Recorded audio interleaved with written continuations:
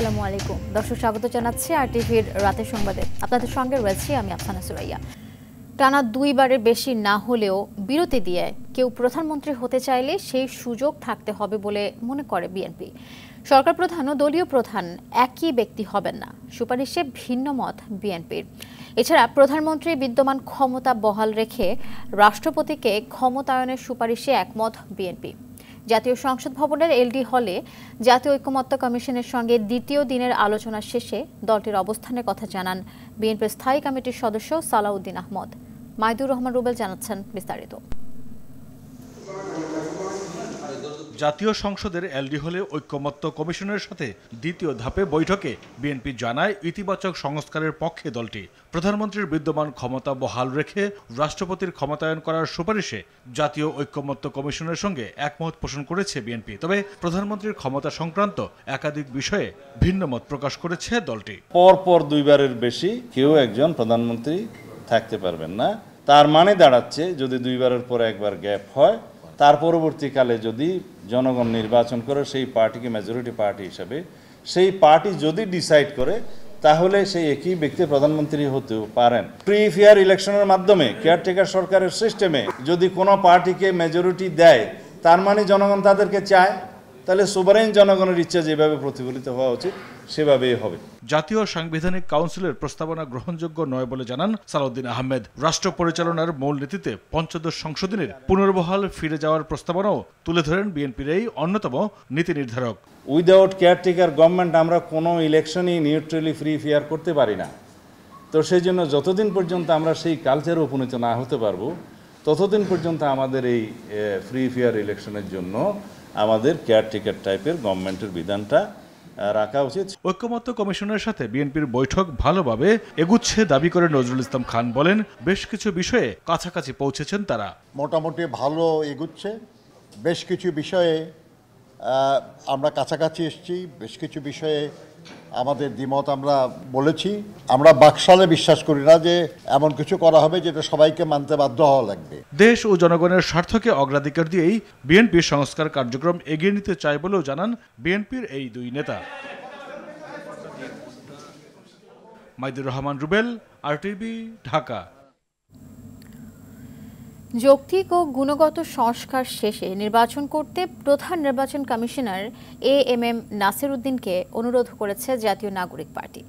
আগারগাঁও নির্বাচন কমিশনে সিইসির সঙ্গে বৈঠক করে এই অনুরোধ জানায় দলটি। বৈঠক শেষে এনসিপির মুখ্য সমন্বয়ক নাসির উদ্দিন পাটোয়ারি জানান, ঐকমত্য কমিশনের চূড়ান্ত রিপোর্ট প্রকাশ হওয়ায় কমিশনের উচিত নির্বাচনের প্রস্তুতি নেওয়া।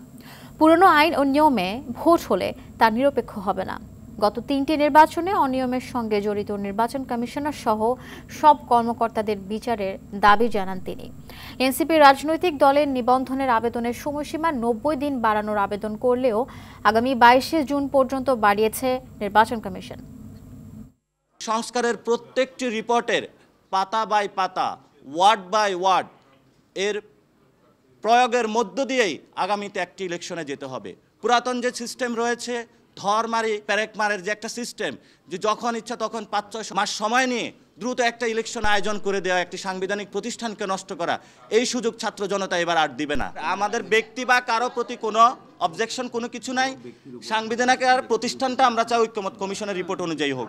রাজনৈতিক দলের নিবন্ধনের সময়সীমা কমিশনের সিদ্ধান্ত মতে আমরা আগামী 22 জুন, আই রিপিট 22 জুন রোববার পর্যন্ত একই শর্তে বৃদ্ধির সিদ্ধান্ত নেওয়া হয়েছে। 2 খণ্ডের 500 পৃষ্ঠার প্রতিবেদন প্রধান উপদেষ্টার কাছে জমা দিয়েছেন স্থানীয় সরকার সংস্কার কমিশনের প্রধান অধ্যাপক তোফায়েল আহমেদ। নতুন আইন তৈরি ও সংশোধনের প্রস্তাব সহ 4 শতাধিক মৌলিক সংস্কার প্রস্তাব করা হয়েছে এই প্রতিবেদনে। পরে তিনি বলেন, সংস্কার না করে নির্বাচন করলে লাভ হবে না। সংস্কার বাস্তবায়ন করলে সময় ও ব্যয় দুটিই কমবে। রাতে রাজধানীর বেইলি রোডে প্রতিবেদন জমা পরবর্তী সংবাদ সম্মেলনে তিনি এসব কথা বলেন। এ বিষয়ে আরও জানাচ্ছেন এআর বাদল। রবিবার বিকেলে রাষ্ট্রীয় অতিথি ভবন যমুনায় স্থানীয় সরকার সংস্কার কমিশনের প্রধান অধ্যাপক তোফায়েল আহমেদের নেতৃত্বে এ প্রতিবেদন জমা দেয়া হয়। 2 খণ্ডের সংস্কার প্রতিবেদনের প্রথম খণ্ডে একটি স্থানীয় সরকার সংস্কার কমিশন গঠনের পাশাপাশি দ্বিতীয় খণ্ডে স্থানীয় সরকার শক্তিশালীকরণে বেশ কয়েকটি নতুন আইনের খসড়া উপস্থাপন করা হয়েছে। কিছু নতুন প্রণয়ন করতে হবে আর কিছু আইন আছে সংশোধন করতে হবে। সংস্কার ছাড়া যে কোনো নির্বাচন বিফলে যাবে বলে সংবাদ সম্মেলনের শুরুতেই তুলে ধরে কমিশন প্রধান বলেন, চাইলে নির্বাচনের আগে অন্তর্বর্তী সরকারই নির্ধারিত সময়ের মধ্যে সংস্কার সম্পন্ন করতে পারবে। আগে সংস্কার না করে কোনো ইলেকশন করলে কোনো লাভ হবে না। এটা জাতীয় ইলেকশন বলেন না স্থানীয় ইলেকশন বলেন, সেই জন্য আমরা সংস্কারটাকে প্রাধান্য দিয়েছি। সংস্কার করার পরে আপনি ইলেকশন করেন, কোনো অসুবিধা নেই। তিনি বলেন, প্রস্তাবনা অনুযায়ী নির্বাচন করলে আগের তুলনায় স্বল্প ব্যয় ও স্বল্প সময়ে একই শিডিউলে 5টি প্রতিষ্ঠানের নির্বাচনগুলো করা সম্ভব। আর খরচের দিক যদি দেখি তাহলে আমরা দেখেছি যে 2020-21 থেকে 2024 পর্যন্ত যে লোকাল গভর্নমেন্ট ইলেকশনগুলো হয়েছে এতে খরচ হয়েছে 300 কোটি টাকার মতো।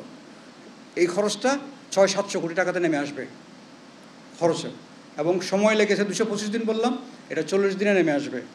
আর লোক নিয়োগ করা হয়েছিল 19 লাখ সামথিং, এটা 9 লাখে আসবে সবগুলো ইলেকশন করার সময়। গ্রাম্য আদালত বিলুপ্তি এবং উপজেলা পর্যায়ে আদালত সম্প্রসারণের সুপারিশ করা হয়েছে উল্লেখ করে তিনি বলেন, ব্রিটিশরা স্থানীয় সরকার ব্যবস্থা নিজেদের সুবিধার জন্য তৈরি করেছিল। একটা সিঙ্গল শিডিউলে আপনি 5টা প্রতিষ্ঠান ইলেকশন করতে পারবেন। 40 দিনের একটা শিডিউল দিয়েই আপনি 5 বছরের ইলেকশন করে ফেলতে পারবেন। একটা সরকার শুরুতেই এরকম নির্বাচনটা হতে হলে 5 বছর সরকার কাজ করবে আর নতুন কোনো ইলেকশন লাগবে না। স্থানীয় সরকার সংস্কার প্রস্তাবে নিজস্ব সম্পদ বৃদ্ধির উপর জোর দেওয়া হয়েছে, যাতে করে শুধু সরকারের অর্থের উপরে স্থানীয় সরকার ব্যবস্থাকে নির্ভর করতে না হয়। সংগঠন কাঠামো এবং আইন কাঠামো দুটোর মধ্যে সংস্কার করে এইরকম সমজাতীয় নিয়ে আসা, পর্যায়ে নিয়ে আসা। আর বাদল, RTV, ঢাকা। দেশের বর্তমান অস্থির পরিস্থিতি থেকে উত্তরণে রাজনৈতিক ঐক্য গড়ে তোলা জরুরি বলে জানিয়েছেন বিএনপি মহাসচিব মির্জা ফখরুল ইসলাম আলমগীর। তিনি বলেন, অনেক নির্ধারিত বিষয় এখন অনির্ধারিত ও অনিশ্চিত হয়ে পড়েছে। এই পরিস্থিতি থেকে ঐক্যের মাধ্যমে অল্প সময়ের মধ্যে জনগণের প্রকৃত প্রতিনিধিত্ব প্রতিষ্ঠা করা সম্ভব। রাজধানীর ডিপ্লোমা ইঞ্জিনিয়ার্স ইনস্টিটিউশনে সাবেক মন্ত্রী আব্দুল্লাহ আল নোমানের স্মরণে আলোচনা সভা ও দোয়া মাহফিলে এসব কথা বলেন বিএনপি মহাসচিব। নেতাকর্মীদের উদ্দেশ্যে তিনি বলেছেন, সংগ্রাম এখনও শেষ হয়নি, নির্বাচিত সরকার এখনও পায়নি, তাই সচেতন ও সতর্ক থেকে দৃঢ়তার সঙ্গে কাজ করতে দলের নেতাকর্মীদের প্রতি আহ্বান জানান মির্জা ফখরুল ইসলাম আলমগীর। সেই গণতন্ত্র পুনঃপ্রতিষ্ঠার যে ভূমিকা, সেই ভূমিকা যথাযথভাবে পালন করে আমরা তার সেই অপূর্ণ স্বাদ আমরা যেন পূরণ করতে পারি। এখন জনমতকে সঠিক পথে প্রবাহিত করা, জনগণকে সঠিক দিকে নিয়ে যাওয়া, এই কাজটা অত্যন্ত জরুরি কাজ।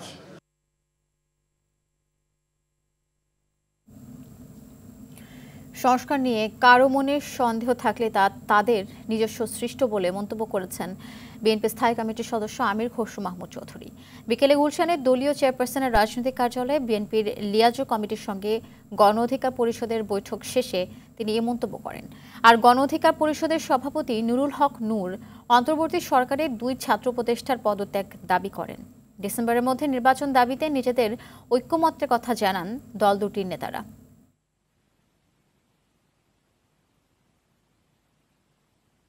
সংস্কারের বিষয়ে কারো মনে যদি কোনো সন্দেহ থাকে, সেটা তাদের নিজস্ব সৃষ্ট সংকট। এখানে সংকটের কিছু আমরা দেখতে পাচ্ছি। সবার প্রস্তাব জমা হয়েছে এবং সেই বিষয়গুলো বিবেচনা করে কোথায় কোথায় ঐক্যমত হয়েছে সেটা নির্ধারণ করার জন্য 1 সপ্তাহ বেশি সময় লাগার কোনো কারণ নেই। জুলাই গণহত্যার জন্য আওয়ামী লীগের বিচারসহ 8 বিষয়ে একমত খেলাফত মজলিস ও জাতীয় নাগরিক পার্টি এনসিপি। আন্তদলীয় সংলাপে পিলখানা ও শাপলা চত্বরের হত্যাকাণ্ড সহ গত 15 বছরের সব হত্যাকাণ্ডের দ্রুত বিচার, 24-এর শহীদদের সাংবিধানিক স্বীকৃতি এবং ঐক্যমত্যের ভিত্তিতে জুলাই সনদ প্রণয়ন করে নির্বাচনের বিষয়ে এই মতৈক্য হয়। রাজধানীর পল্টনে খেলাফত মজলিসের কেন্দ্রীয় কার্যালয়ের এই সংলাপে জাতীয় নাগরিক পার্টির আহ্বায়ক নাহিদ ইসলামের নেতৃত্বে 5 সদস্য অংশ নেয়। আর খেলাফত মজলিসের পক্ষে নেতৃত্ব দেন দলটির মহাসচিব ডক্টর আহমদ আব্দুল কাদের। রাজনৈতিক দলগুলোর মধ্যে মতানৈক্য থাকলেও ফ্যাসিবাদ মোকাবেলায় প্রয়োজনে যুগপৎভাবে মাঠে নামবেন বলে জানান নাহিদ ইসলাম।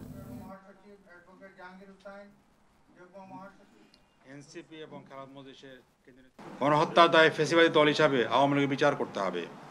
বিচার শেষ না হওয়া পর্যন্ত আওয়ামী লীগের নিবন্ধন স্থগিত করতে হবে ও আওয়ামী লীগের রাজনৈতিক ও সাংগঠনিক কার্যক্রম নিষেধাজ্ঞা আরোপ করতে হবে। মৌলিক সংস্কারের জন্য ঐকমত্যের ভিত্তিতে জুলাই সনদ প্রণয়ন করে দ্রুত সময়ের মধ্যে নির্বাচন ব্যবস্থা করতে হবে। আমরা মনে করি না রাজনৈতিক দলগুলোর মধ্যে এমন কোনো অনৈক্য তৈরি হয়েছে যার সুযোগ আসলে ফ্যাসিবাদী শক্তি নিতে পারে। ফ্যাসিবাদী শক্তির বিরুদ্ধে আমরা সবসময় ঐক্যবদ্ধ আছি।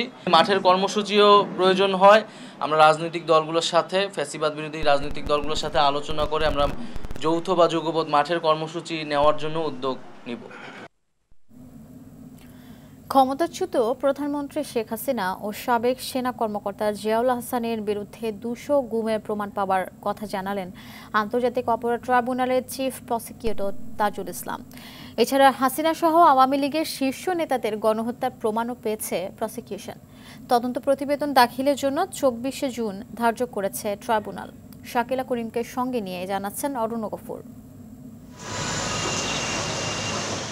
জুলাই গণহত্যা মামলার শুনানিতে অংশ নিতে কড়া নিরাপত্তায় ট্রাইব্যুনালে হাজির করা হয় সাবেক মন্ত্রী আনিসুল হক, আমির হোসেন আমু, রাশেদ খান মেনন, হাসানুল হক ইনু সহ 17 জনকে। এ সময় হঠাৎই ক্ষিপ্ত হয়ে ওঠেন কয়েকজন আসামি। হাসানুল হক ইনু সাহেব, শাহজাহান খান সাহেব এবং জিয়াউল আহসান সাহেব তারা খুবই আনরুলি আচরণ করেছেন, হুমকি দিয়েছেন, নির্বংশ করার কথা বলেছেন। 45 জন আসামি থাকলেও শেখ হাসিনা ও ওবায়দুল কাদের সহ বেশিরভাগ আসামি পলাতক আছেন। তবে মামলাটির তদন্ত প্রায় শেষ জানিয়ে দ্রুত প্রতিবেদন দাখিল করার কথা জানান চিফ প্রসিকিউটর। হাসিনা নির্দেশ দিয়েছিলেন, তার মন্ত্রিপরিষদ, তার পুলিশ বাহিনী সেটা ক্যারি আউট করেছেন এবং তারা এই পরিকল্পনা সাজানো মাঠ পর্যায়ে বাস্তবায়নের কাজ করেছেন। এটা pure and simple widespread and systematic attack on civilian population. সে কারণে এটা ক্লিয়ারলি মানবতা বিরোধী অপরাধ। আমাদের তদন্ত একদম চূড়ান্ত পর্যায়ে আছে, যে কোনো মুহূর্তে এই তদন্ত রিপোর্টটা দাখিল হবে। গুম ও বিচার বহির্ভূত হত্যাকাণ্ড নিয়ে আরও একটি মামলা শুনানি হয় ট্রাইব্যুনালে। মামলায় একমাত্র গ্রেপ্তার থাকা বরখাস্তকৃত মেজর জেনারেল জিয়াউল আহসানের অপরাধের আলামত বাড়ছে বলে জানান তাজুল ইসলাম। এইখানে শত শত অভিযোগ আছে গুমের, কয়েকশো অভিযোগের মধ্য থেকে বেশ কতগুলো গুমের ঘটনার তদন্ত প্রায় চূড়ান্ত পর্যায়ে আছে। সেগুলোর তদন্ত রিপোর্ট যে কোনো সময় হয়তো আমাদের তদন্ত সংস্থা দাখিল করতে পারবেন। এদিকে গুম, বিচার বহির্ভূত হত্যাকাণ্ড এবং আয়নাঘর পরিচালনায় জড়িত অপরাধীদের শাস্তি নিশ্চিতের দাবিতে আন্তর্জাতিক অপরাধ ট্রাইব্যুনালের সামনে মানববন্ধন করে মায়ের ডাক। আপনি হাসিনাকে ফিরিয়ে আনতে পারবেন না, কাদেরকে পারবেন না, বিচারটা কার করবেন? ওই জিয়াউল আহসান, ওদেরকে ফাঁসি দিতে এত বিচার করা লাগে? ওদেরকে তো 3 মাসের মধ্যে বিচার করা সম্ভব। পরে চিফ প্রসিকিউটরের কাছে স্মারকলিপি দেয় গুমের শিকার পরিবারগুলো। আমাদের পরিবারের অরুণ গফুর, RTV, ঢাকা। বিচারকদের কোনো আর্থিক দুর্নীতিতে না জড়িয়ে নিরপেক্ষভাবে দায়িত্ব পালনের আহ্বান জানিয়েছেন আইন উপদেষ্টা আসিফ নজরুল। সকালে বিচার প্রশিক্ষণ ইনস্টিটিউটে 50তম সহকারী জজ বুনিয়াদী প্রশিক্ষণের উদ্বোধনী অনুষ্ঠানে এই আহ্বান জানান তিনি। আইন উপদেষ্টা বলেন, বিচার বিভাগে সীমাবদ্ধতা রয়েছে, তা মেনেই সর্বোচ্চ চেষ্টা করতে হবে। বিচার ব্যবস্থা আরও সহজ করতে উদ্যোগ নেওয়ার কথা জানান আসিফ নজরুল।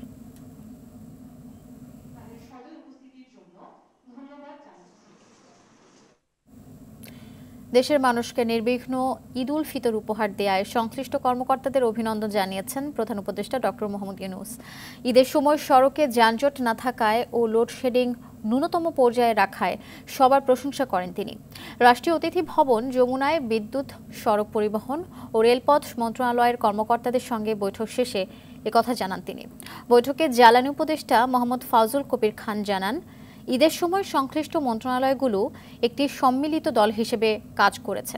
আগামী ঈদ উল আজহাও মানুষ নির্বিঘ্নে উদযাপন করতে পারবে বলে আশা প্রকাশ করেন তিনি।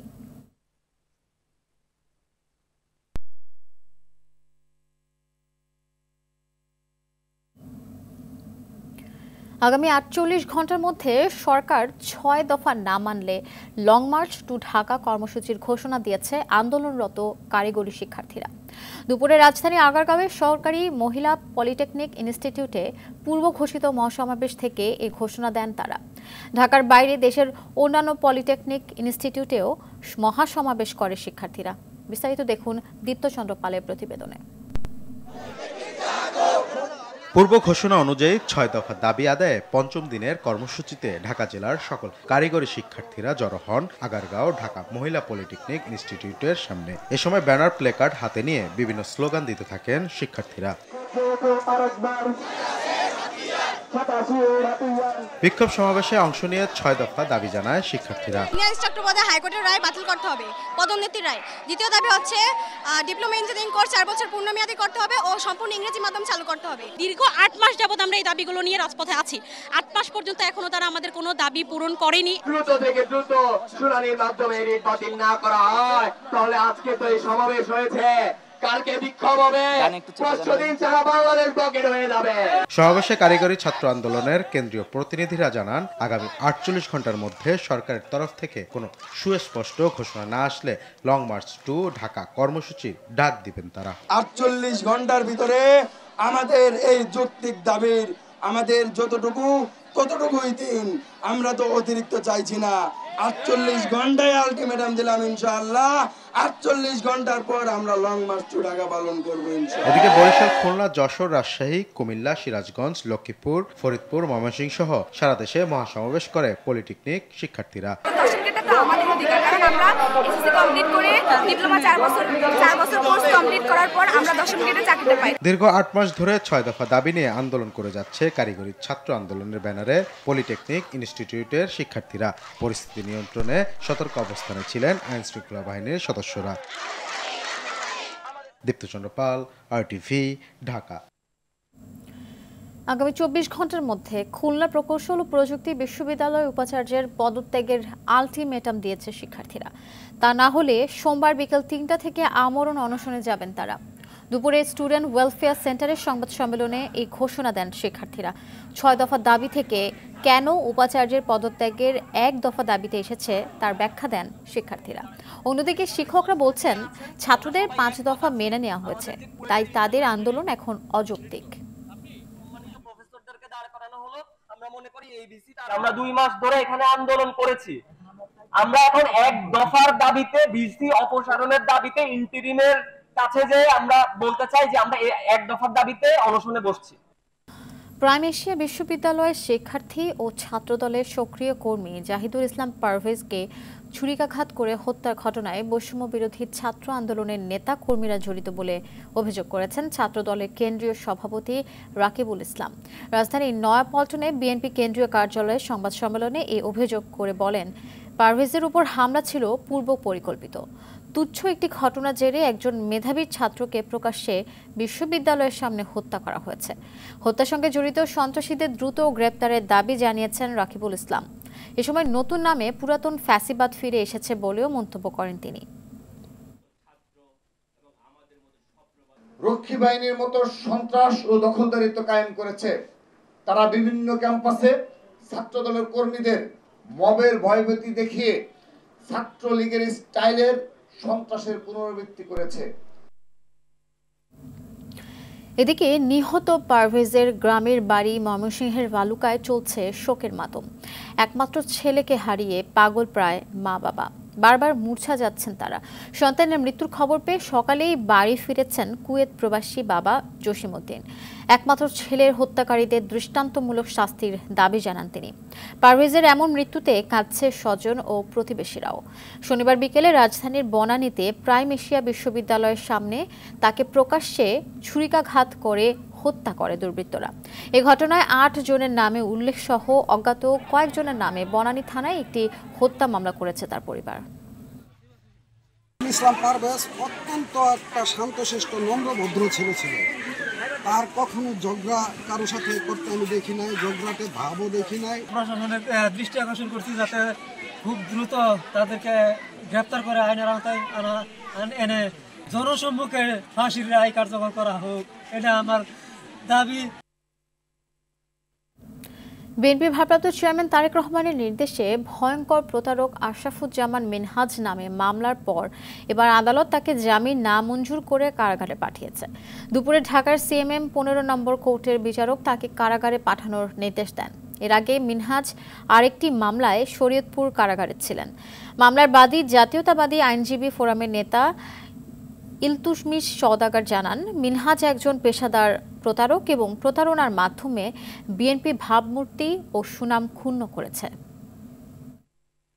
সে বিএনপির ভারপ্রাপ্ত চেয়ারম্যান মহোদয়ের অ্যাডভাইজার এবং বিএনপি স্ট্যান্ডিং কমিটির সমন্বয়ক হিসাবে দাবি করেছে। এই ধরনের কিছু প্রতারক চক্র গত 5 তারিখের পর থেকে বিশেষভাবে বিএনপি ভাবমূর্তি নষ্ট করার জন্য কাজ করে যাচ্ছে।